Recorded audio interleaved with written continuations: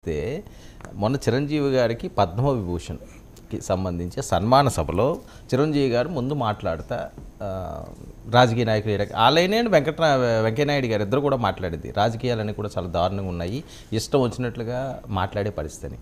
అది అయినా కొద్ది గంటల్లోనే రేవంత్ రెడ్డి గారు ప్రస్తావించిన అంశాలు సాక్షాత్ తెలంగాణ ముఖ్యమంత్రి వర్యులు ఒకసారి బయట విందాం, దాని మీద కూడా మీ కామెంట్స్ ప్లీజ్ బయట ప్లే చేయండి. డ్యామ్ మీదకి వచ్చి ప్రాజెక్టును హ్యాండ్ ఓవర్ చేసుకోరు. ఈ సన్నాసి రండా జగన్మోహన్ రెడ్డి తెలంగాణలోకి వచ్చి నాగార్జున సాగర్ ప్రాజెక్టును ఆక్రమించుకుంటే నోట్లకెళ్ళి మాట వెళ్ళలే. రండ పనులు చేసింది లొంగిపోయింది నువ్వు చంద్రశేఖరరావు. నువ్వు రండగాడు కాబట్టి జగన్మోహన్ రెడ్డి వచ్చి నాగార్జున సాగర్ మీద తుపాకులు వచ్చి ప్రాజెక్టును హ్యాండ్ ఓవర్ చేసుకుండు. అదే కాంగ్రెస్ అధికారంలో ఉన్నప్పుడు వచ్చి చూడమను, ఇవాళ రమ్మను వచ్చి నాగార్జున సాగర్ మీదకి రమ్మను జగన్మోహన్ రెడ్డిని. నువ్వు రండగాడివి జగన్మోహన్ రెడ్డికి ప్రాజెక్టును తాకట్టు పెట్టి తుపాకులు తీసుకొని వచ్చి నాగార్జున సాగర్ డ్యామ్ను ఆక్రమించుకుంటే పల్లెత్తు మాట మాట్లాడలేదు. నువ్వు పోయి కేంద్ర ప్రభుత్వానికి ప్రాజెక్టులను హ్యాండ్ ఓవర్ చేయడానికి నిధులను కేటాయించినోడు నువ్వు వచ్చి మమ్మల్ని బదనాం చేస్తావా, మా మీద మాట్లాడతావా? వాస్తవాలు ఇట్లుంటే అబద్ధాలతోని అధికారం కోల్పోయిన నిరాశ నిస్పృహలతోటి ఈరోజు మమ్మల్ని బదనాం చేసే కార్యక్రమం పెట్టిండు. అందుకే నేను సూటిగా ఈ ఆధారాలు మీ ముందలు చెప్పి మీ ముందర మాట్లాడితే రేవంత్ రెడ్డి సెక్రటేరియట్లో సమావేశం పెట్టి చాలా మాట్లాడిండు. ఆయన కథ ఏంది, ఆయన కమామీస్ ఏందని ఆయన మాట్లాడతాడు. రైట్, ఇది సార్ పరిస్థితి. ఇప్పుడు ఉదయం పద్మవిభూషణ్ లేదా పద్మశ్రీ వాళ్ళందరికీ సత్కారం చేశారు, మంచిది, వాళ్ళకి ఏదో పెన్షన్ ఇస్తామన్నారు, 25 లక్షలు ఎంతో వాళ్ళకు పురస్కారం ఇస్తున్నారు, సంతోషం. వాళ్ళలో అవసరమైన వాళ్ళకి ఇవ్వచ్చు, అలాగే వాళ్ళని గౌరవించడం కూడా బాగుంది. తెలుగు వాళ్ళందరూ ఒక్కటే. నేను రేవంత్ డైలాగ్ ఒకటి చిరంజీవి డైలాగ్ ఒకటి తీసుకుంటాను. ప్లీజ్. రేవంత్ రెడ్డి గారు ఏమన్నారంటే తెలుగు వాళ్ళందరూ ఒకటే, ఎక్కడున్నా కానీ వాళ్ళ సంక్షేమం మనం కోరుకోవాలి అన్నారు. సాయంత్రానికి పక్కనున్న తెలుగు రాష్ట్ర ముఖ్యమంత్రికి సంబంధించి ఆయన వాడిన భాష ఏంటి? ఇంకా చిరంజీవి గారు మెగాస్టార్ క్లాసు మాసు రెండు మెయింటైన్ చేస్తాడు కదా, వాల్తేరు వీరయ్యలో పాటలాగా అదే ఆ పద్ధతిలో ఉంటుంది ఆయన కథ. ఏదైనా మంచిగా మాట్లాడాలి, గొడవలు పెట్టుకోకూడదు అనే వివాదరహితంగా ఉండాలని. ఆయన రాజకీయ పార్టీలు బూతులు ఇవన్నీ చాలా విసుగ్గా ఉన్నాయి, చాలా ఇబ్బంది కలిగిస్తున్నాయని ఆయన చెప్పాడు. బూతులకు బూతుతో సమాధానం ఇవ్వండి అని వెంకయ్యనాయుడు తన తరహా రీతిలో ఆయన ఒక జవాబు ఆయన ఒకటి చెప్పాడు. కానీ సెకండ్ సైడ్ ఏమైందండి సాయంత్రానికి? ఇప్పుడు మీరు పెట్టిన ఇది చూస్తే చూసుకుందాము లేదా రండా గిండా ఈ భాష అవసరమా అండి? రండా గూండా భాష ముఖ్యమంత్రులకు అవసరమా? అవన్నీ మాట్లాడడానికి కార్యకర్తలు మామూలు ఫాలోయర్సు లేకపోతే ఇంకా చెప్పాలంటే మీరు నియమించుకున్న మనుషులు ఉన్నారు కదా. 2 రాష్ట్రాల మధ్య సమస్యలు ఉన్నాయి, నేను కాదను. ఏ రాష్ట్రం కోణం ఆ రాష్ట్రానికి ఉంది, ఏ రాష్ట్ర ప్రయోజనాలు ఆ రాష్ట్రానికి ఉన్నాయి.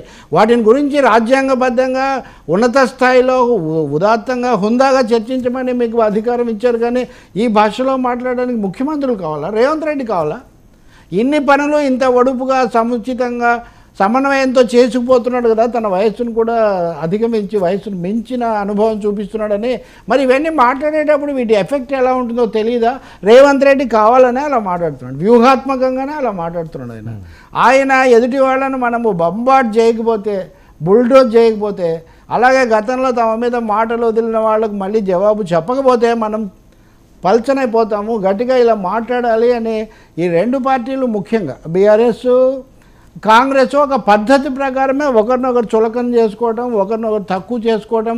ఈ పద్ధతిలో నాయకుల మీద గౌరవం పోతుందండి. నేను మిమ్మల్ని తిడితే మీ మీద, మీరు నన్ను తిడితే నా మీద కాదు. ఇది అసలు ఈ భాష అనేది ఎటువంటిది చేస్తుంది? అక్కడ నదీ జలాల పంపిణీ, కేఆర్ఎంబీకి ప్రాజెక్టులు అప్పగింత, వాటికి సంబంధించిన దీర్ఘకాలిక కోణాలు వ్యూహాలకును వాళ్ళ ఇంట్లో డిన్నర్ తిన్నాడు ఆయన, అది గాడు గీడు అనుకుంటే ఏమైనా ఏం సందేశం ఇస్తుంది? ఐ థింక్ రేవంత్ రెడ్డి మిత్రుడు చాలా కాలం ఇప్పుడంటే ముఖ్యమంత్రి అనుకోండి, ఆలోచించాలి. ఇలాంటి భాషా పద్ధతి వల్ల ఏం ఉపయోగం లేదు. మీరు జగన్ను సవాల్ చేయొచ్చు, కేసీఆర్ను విమర్శించవచ్చు, దానికి ఏముంది. కానీ ముఖ్యమంత్రుల స్థాయిలో సవాళ్ళు చేసుకోవటం మంచిది కాదని తెలుగు ప్రజలు కోరుకుంటున్నారు. ప్రజలు సుహృద్భావంతో ఉన్నారు. తెలుగు భాషకు 56 అక్షరాలే ఉన్నాయి. తెలుగు వాళ్లకు దాదాపు ఇప్పటికీ కళా సాహిత్య సాంస్కృతిక సినీ మీడియాలు అన్నీ కూడా కలిసే ఉన్నాయి. ఉమ్మడి బంధం చాలా ఎక్కువది. ఆ మాట మీరే చెప్పారు ఉదయం. ఉదయం ఆ మాట చెప్పిన మీరు రాత్రి దాన్ని మాట్లాడడానికి అంతకంటే రాజకీయ భాష లేదా, అంతకంటే రాజ్యాంగ భాష లేదా? రాజకీయ భాష వదిలేసి రెండా భాష మాట్లాడాల్సిన దుర్గతి ఎందుకు పడుతుంది ఈ దేశానికి, ఈ రాష్ట్రానికి? ఆలోచించాలి పెద్దలు. నేను ముఖ్యమంత్రి గారికి సవినయంగా మనవి చేస్తున్నా. ఇతర విషయాలు చాలా లాజిక్లు తీస్తారు, చాలా అంశాలు ఉన్నాయి మీ దగ్గర. మీరు జగన్ను అంటున్నాను, చంద్రబాబును, ఇంకొకటి చంద్రబాబు నాయుడు గురుతుల్యుడు అని అందరు భావించారు.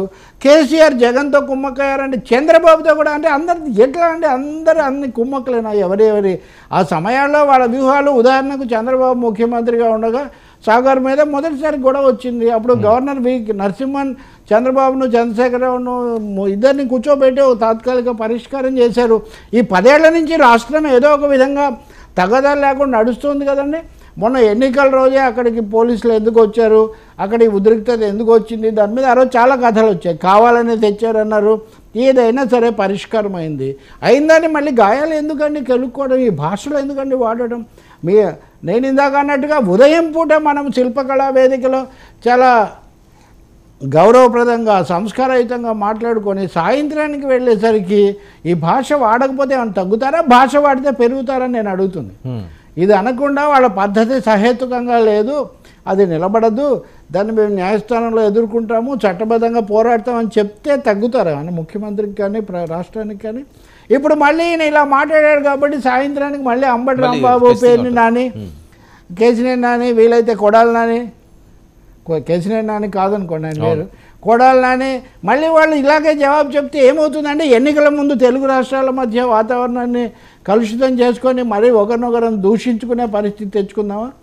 బీఆర్ఎస్ కాంగ్రెస్ పార్టీలే రాజకీయంగా రాష్ట్రానికి రావాల్సిన వాటిని వదిలేసి ఒకరినొకరు అనుకోవడం, నిన్ను పాతి పెడతానంటే, నిన్ను గోతిలో పెడతాను అంటే, నిన్ను బట్టలు ఇప్పిస్తానంటే, ఇవన్నీ ఈ పనులు చేయడానికి కాదు. మిగతా రాష్ట్రాల్లో ఈ సంస్కృతి ఉందా అండి? ఒక తెలుగు రాష్ట్రాలలోనే రోజు రోజుకి అంటే పెరుగుతుందండి. అదే కదా వెంకయ్య నాయుడును చిరంజీవి చెప్పేది ఉదయం పూట.